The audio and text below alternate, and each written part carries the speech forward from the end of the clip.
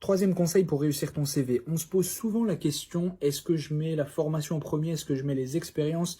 Il n'y a pas vraiment de règle officielle, mais on va dire que logiquement, lorsque tu es encore à l'école, tu n'as pas forcément beaucoup d'expérience et tu vas mettre ta formation en premier, puisque tu vas essayer de mettre en avant la qualité de ta formation et celle-ci va nous permettre de deviner un petit peu quelles sont les compétences que tu vas pouvoir acquérir lors de cette formation. Donc c'est super important de mettre en avant la renommée et la qualité de sa formation, peut-être la qualité et la renommée également de son école.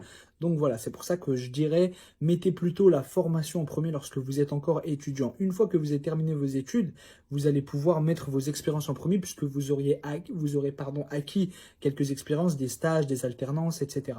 Donc voilà, j'aurais dit, mettez la formation en premier. Et c'est super important de mettre la formation que vous allez intégrer à la rentrée. Beaucoup font l'erreur de ne pas la mettre. C'est important lorsque vous postulez et que vous allez intégrer un master, par exemple, en septembre, de mettre l'intitulé du diplôme que vous allez passer et de mettre l'école également que vous allez intégrer. Voilà, je vous dis à très vite pour le quatrième conseil.